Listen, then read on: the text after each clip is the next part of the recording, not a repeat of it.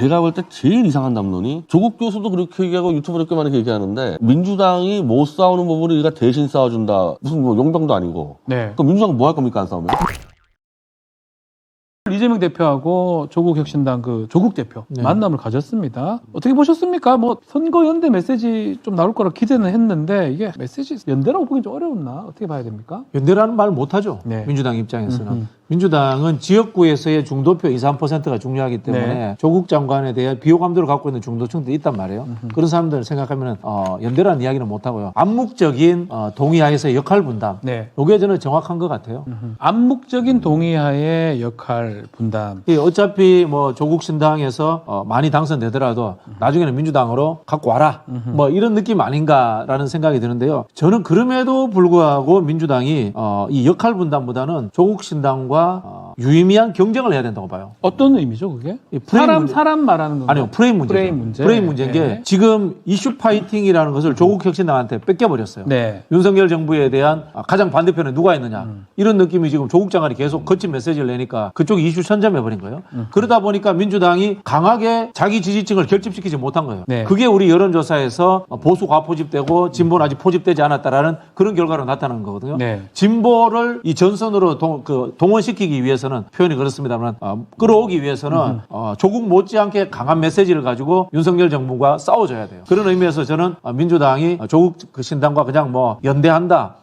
역할 분담한다. 이것보다 의미적으로 봤을 때는 유의미한 상승적 경쟁을 할 필요가 있다. 그런 생각이 듭니다. 저는. 이게 사실은 되게 이상한 구조가 돼 있어요. 그렇죠. 이게 만약에 원팀이라 그러면은 어차피 비례 연동형이니까 지금 그 민주당 말고 기본소득당 막 들어와 있잖아요. 3인당인데. 더불어민주연합. 그럼 글로 들어가면 되지 조국신당. 원래 들어간다 그랬는데 안 받는다 그랬다면 안 받는다 그러면은 경쟁 관계인데 왜 또 둘이 만납니까? 네. 그럼 만났으면 또 손님들이 그것도 아니고 애매한 거예요, 어정쩡해서 어정쩡한 상태 어쨌든 조국신당이 이득을 보고 있기 때문에 현재 민주당과 지금 맞먹는 지지율 나오는 게 있단 네. 말이에요. 그러면은 민주당의 비례대표 출마하는 사람은 또 뭡니까 그렇게 되면은 이재명 대표가 책임을 져야 될 거 아니야 자기 당에 출마하는 사람은. 네. 그럼 조국신당한테 힘 실어주면은 조국신당 쪽으로 간 사람들이 그럼 선거리고 민주당 이상한 뭐 핫발이 됩니까? 아주 이상한 구조가 돼서 저는 그러네요. 이게 좀 복잡하게 꼬일 문제가 있어요 이 부분 대해서. 근데 아까 말한 대로는 박정희 교수대로요. 경쟁해야 되는 경쟁해야 거예요. 된다. 해야 돼서 이재명 대표는 우리 당 찍으라 그래야 돼. 이쪽 당 찍으면 안 되고 그 얘기를 해야 되는 겁니다. 이거. 혹시 갈라지거나 좀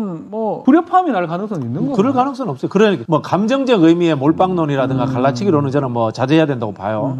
한편으로 보면은 조국 장관도 피해자예요. 근데 뭐 우리 변희재 대표님처럼 조국 장관이 유능하지 않았다 이런 이야기 또 비판할 수도 있는 겁니다. 그렇죠. 그래서 제가 이제 이 경쟁도 해야 된다라는 말씀을 드리는 거고요. 누가 더 윤석열 정권과 더 잘 싸우는가, 누가 더 윤석열 정권에게 유의미한 타격을 가하는가 이런 것들을 가지고 저는 싸워야 된다는 생각이 들고요. 잘못하면은 말씀하신 것처럼 이 전선에 못 나가면은 지역구의 사람들이 조국 신당 찍었는데 에이씨 민주당 제대로 안 싸우네?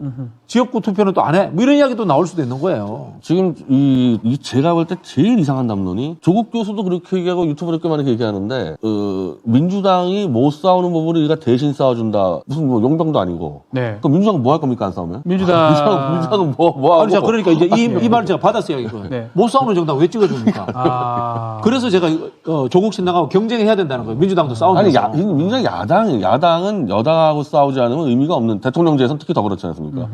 그러면 싸우면 조국 신당하고 소영일 신당하고 우리는 가만히 있을게. 그럼 그 당을 왜 찍냐고요 지금. 근데 이상하게 지금 그런 구도로 흘러와서 이제 민주당이 나중에 이게 결정적으로 발목 잡힐 수가 있어요. 이런 식으로 하기 시작하면. 조국 혁신당 때문에. 그러니까 이제 사실은 이제 윤석열하고 싸우는 정당이 다시 소영일 신당도 또 있는데. 네. 뭐 저는 소영일 신당의 뭐 관계자나 마찬가지일 때는 우리는 조국 신당이 싸우는 거다. 애기들 속거품 놀이하는 것처럼 보이고. 또 그렇습니까? 진짜 싸움이 뭔지를 보여줄 건데. 예. 아니 그렇게 됐을 때 여기까지 튀어나왔을 때는 민주당은 어떻게 할 겁니까? 민주당도 싸워야 되는 거야.